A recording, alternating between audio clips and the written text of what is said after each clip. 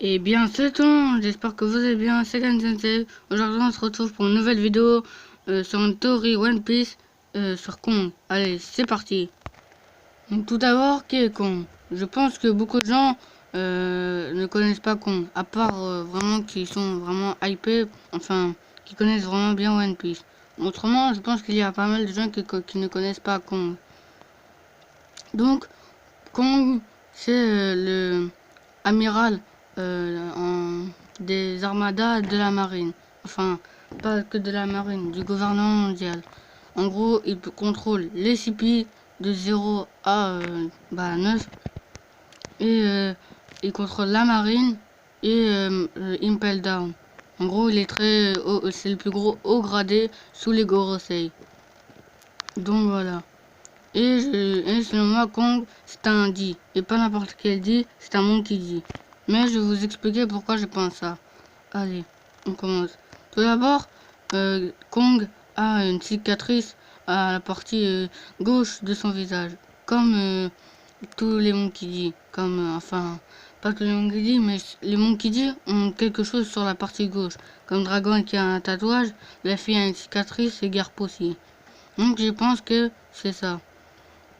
Ensuite, je pense que Kong est un Monkey D car il a aussi 3 points sur ses sourcils, comme Garp. Et puis, Kong a une très grande musculature, enfin comme Garp quand il était dans son enfance, parce qu'à force, la musculature a un peu perdu dans One Piece. Ça a plutôt été dans les flashbacks qu'on a vu que des personnages étaient assez musclés. Donc, Kong est très musclé, il a une cicatrice sur la partie gauche, mais je ne vais pas en finir juste là. Donc, tout d'abord, nous allons voir je vais parler de Garp maintenant. Donc, nous savons que Garp, dans son enfance, eh ben, il était, il ne ressemblait pas à un marine. Regardez-le pendant qu'il était enfant. Il avait un bâton un peu comme sabot, et il a un trésor, comme s'il voulait devenir pirate. Il a un moitié, c'est comme comme s'il s'était battu contre le tigre. Et il a une bosse sur la tête. Et il a une gueule à pas devenir marine. Et pourquoi il serait allé dans la marine comme ça? Je pense pas que c'est une idée comme ça. Parce que Zephyr, lui, quand il était enfant, on l'avait déjà vu avec, comment ça s'appelle? Avec des habits de la marine. Donc, je pense pas que Garp a eu l'idée juste comme ça de devenir marine. Non, moi je pense que c'est quelqu'un qui l'a poussé. Et moi, je pense que c'est Kong.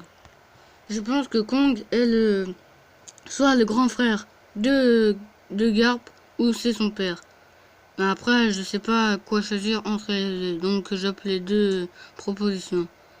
Donc, je pense que c'est Kong qui a poussé Garp à être un marine. Et je pense que c'est lui qui a aussi entraîné Garp. Et nous savons que dans l'épisode, enfin, si vous n'avez pas vu l'épisode 0, allez le voir, c'est vraiment, il nous apprend plein de choses, nous voyons plein de personnages jeunes, et vraiment, j'ai bien aimé cet épisode 0, mais ce n'est pas pour parler de l'épisode 0. Dans l'épisode 0, nous voyons Kong parler à Garp et il lui propose de devenir amiral. Mais Garp a toujours refusé. Donc, et je pense que comme Kong est le grand frère de Garp, et ben je pense qu'il a voulu qu'il devienne amiral alors qu'il était quand même assez, je veux dire, pas, pas non plus trop jeune, mais s'il était quand même assez jeune. Avant, c'était 22 ans en arrière. Là, Garp a 75 ans. Donc, il devrait avoir entre la quarantaine et la 50. Mais, donc, je pense que c'est Kong, le grand frère de Garp. Mais je vais pas en terminer là. Donc, maintenant, je vais parler sur le physique de Kong. Donc, Kong a une petite barbe sur le menton et qui forme trois cornets, enfin oui, trois cornets, et il a des cheveux qui forment un pic, et ça, il y a 5 pics. Ensuite, il a vraiment des gros bras. Ça me fait penser un peu à Topo, enfin les mains de Topo.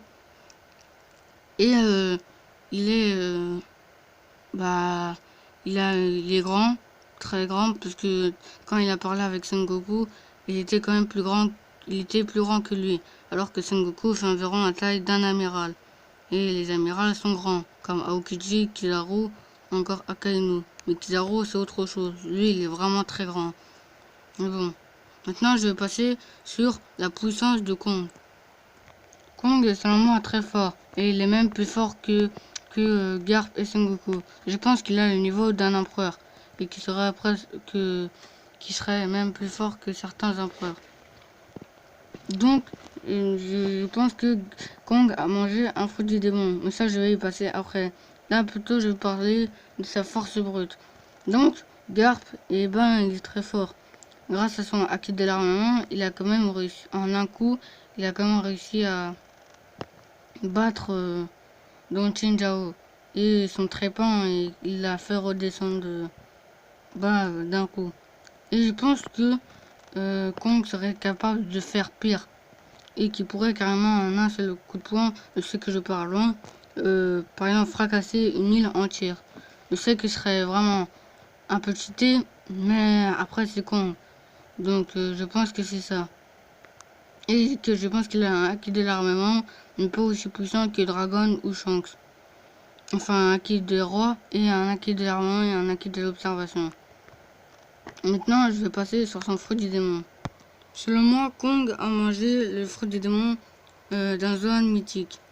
Et c'est celui de King Kong, ou du roi singe.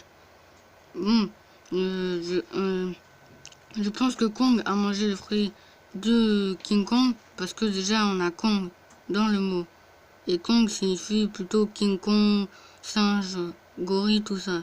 Et King Kong ferait bien euh, la référence de Kong, parce il est très massif et musclé, King Kong.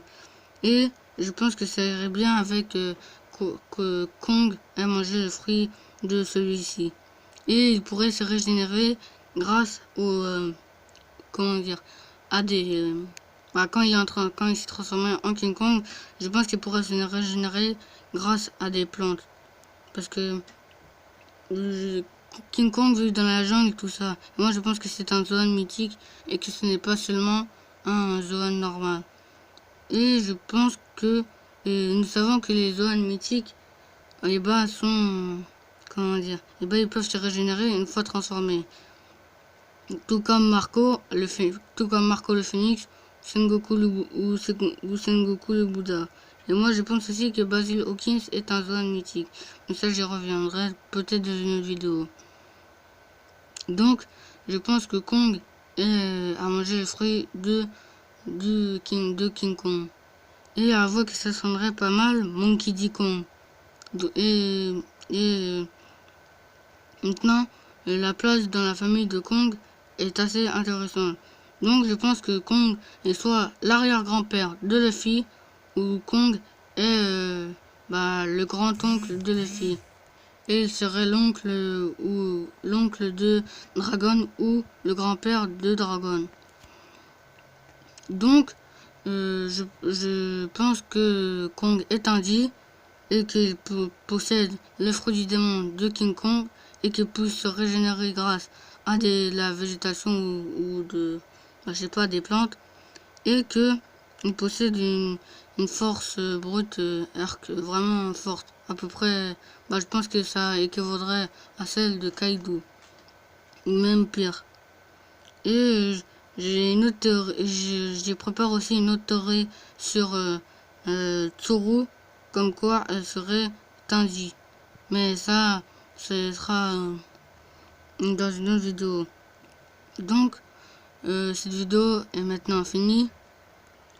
Oui, je sais, elle était courte, mais je n'avais pas trop de choses à dire sur Kong, à part qu'il était fort et qu'il devait théoriser comme quoi ce serait Tanji.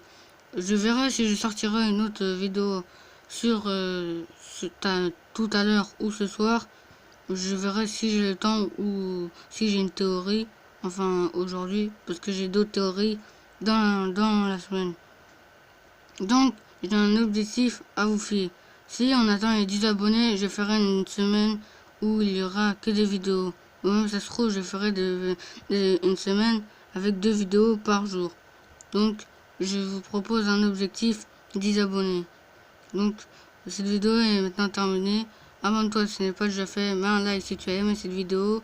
Et dis-moi si tu es d'accord si Kong est un monde qui dit dans l'espace commentaire. Allez, salut!